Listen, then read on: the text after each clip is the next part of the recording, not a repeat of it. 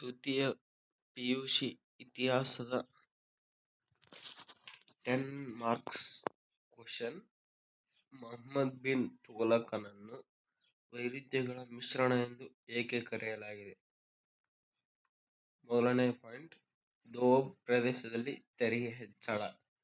Muhammad bin ತುಘಲಕನು ಹಲವಾರು ಕಾರಣಗಳಿಂದ ದೋಅಬ್ ಪ್ರದೇಶದ ಮೇಲೆ ತೆರಿಗೆ ಹೆಚ್ಚಿಸಲು ಮುಂದಾದನು.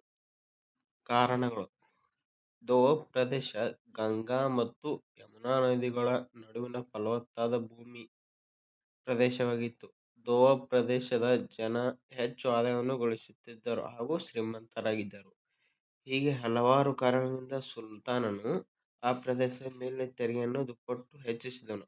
ಆದರೆ ಆ ವರ್ಷ ಮಳೆಯ ಕೊರತೆಯಿಂದ ರೈತರು ಸಂಕಷ್ಟಕ್ಕೆ ಸಿಲುಕಿದ ಸಮಯದಲ್ಲಿ ಇದನ್ನು ಜಾರಿಗೊಳಿಸಿದನು. ರೈತರು ತೆರಿಗೆ ಕೊಡಲು ಸಾಧ್ಯವಾಗದಿದ್ದಲ್ಲಿ ಅವರನ್ನು ನಿರ್ದಯವಾಗಿ ಶಿಕ್ಷಿಸಿದನು. ಈ ಕ್ರಮವು ಸುಲ್ತಾನನ ಜನಪ್ರಿಯತೆಯನ್ನು ಕುಂಠಿತಗೊಳಿಸಿತು. ಎರಡನೇ ಪಾಯಿಂಟ್, ರಾಜಧಾನಿ ವರ್ಗಾವಣೆ. ಮುಹಮ್ಮದ್ ಬಿನ್ ತುಘಲಕನು ಹಲವಾರು ಕಾರಣಗಳಿಂದ ತನ್ನ ರಾಜಧಾನಿಯನ್ನು ದೆಹಲಿಯಿಂದ ಮಹಾರಾಷ್ಟ್ರದ ದೇವಗಿರಿಯವರೆಗೆ ವರ್ಗಾಯಿಸಲು ಮುಂದಾದನು.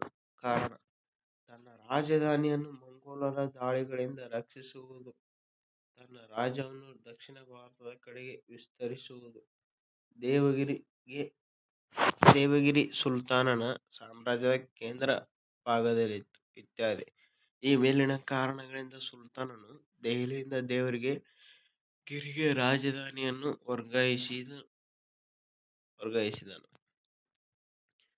ದೇವಗಿರಿಗೆ ದೌಲತಾಬಾದ್ ಎಂದು ಹೊಸ ಹೆಸರನ್ನಿಟ್ಟು ಮರುನಾಮಕರಣ ಮಾಡಿ ಸುಲ್ತಾನನು ದೆಹಲಿಯ ಸಮಸ್ತ ಜನತೆಯನ್ನು ಸ್ಥಳಾಂತರಿಸಲು ಬಯಸಿದನು. ಈ ಬದಲಾವಣೆಯ ಕಾರಣಗಳು ಸಮರ್ಪಕವಾಗಿದ್ದರೂ ಕಾರ್ಯಸಾಧ್ಯವಾಗಿರಲಿಲ್ಲ.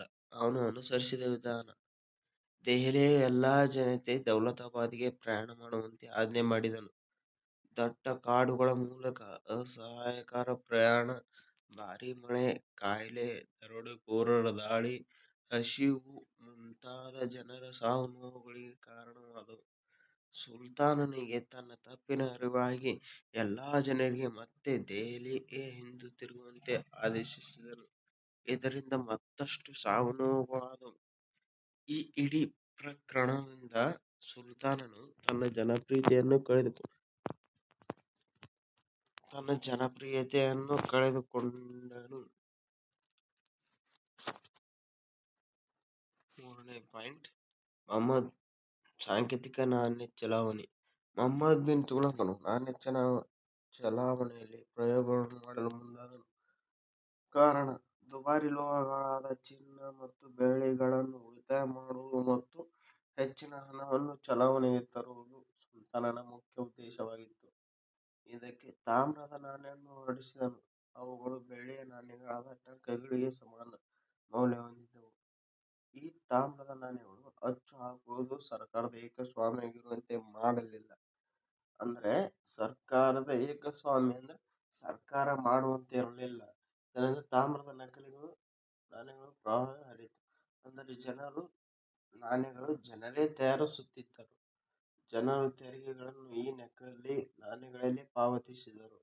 ವಿನಿಮಯ ಮಾಧ್ಯಮವಾಗಿ ತಾಮ್ರದ ನಾಣ್ಯಗಳು ತಮ್ಮ ಮೌಲ್ಯ ಕಳೆದುಕೊಂಡವು. ವ್ಯಾಪಾರ ನಷ್ಟಕ್ಕೀಡಾಯಿತು. ಆದ್ದರಿಂದ ಸುಲ್ತಾನನು ತಾಮ್ರದ ನಾಣ್ಯ ಹಿಂಪಡೆದು ತಮ್ಮಲ್ಲಿರುವ ತಾಮ್ರದ ನಾಣ್ಯಗಳಿಗೆ ಬದಲಾಗಿ ಜನರ ಚಿನ್ನ, ಬೆಳ್ಳಿ ನಾಣ್ಯಗಳಿಗೆ ಬದಲಾಯಿಸಿಕೊಳ್ಳುವಂತೆ ಹೇಳಲಾಯಿತು. ಇದರಿಂದ ಖಜಾನೆ ಬರಿದಾಯಿತು. ಹೀಗೆ ಸುಲ್ತಾನನ ನಾಣ್ಯ ಸುಧಾರಣೆ ಸಂಪೂರ್ಣವಾಗಿ ವಿಫಲಗೊಂಡಿತು. ಮುಹಮ್ಮದ್ ಬಿನ್ ಸುಲ್ತಾನನ ನಡತೆಯ ಲಕ್ಷಣಗಳು ಮತ್ತು ಸಾಧನೆಗಳು ಹೆಚ್ಚಿನ ಚರ್ಚೆ ಮತ್ತು ವಾದವಿವಾದಗಳಿಗೆ ಗ್ರಾಸವಾಯಿತು.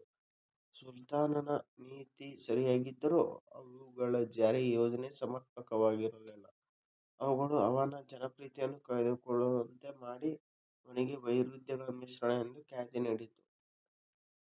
ಮುಹಮ್ಮದ್ ಬಿನ್ ತುಘಲಕನ ವೈರುಧ್ಯಗಳ ಮಿಶ್ರಣ ಎಂದು ಕರೆಯಲು ಇಷ್ಟು ಪಾಯಿಂಟ್ಗಳು ನೀವು ಫೈನಲ್ ಎಕ್ಸಾಮ್ನಲ್ಲಿ ಬರೆದರೆ ಸಾಕು, ಔಟ್ ಆಫ್ 10 ಮಾರ್ಕ್ಸ್ ಕೊಡುತ್ತಾರೆ.